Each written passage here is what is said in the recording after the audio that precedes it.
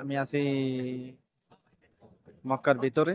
তো ওটা যে পিছে দেখতেছেন ওটা হচ্ছে মক্কার সবচেয়ে বড় হসপিটাল। তো এখনো কাজ শেষ হয় না, কাজ করতেছে। তো ভিতরে ঢুকতে চাইছিলাম, ওই যে লিফট আছে তো ওখানে, যারা কাজ করে শুধু তাদেরকে ঢুকতে দেয়, মানে বাহিরে কাউরে ঢুকতে দেয় না।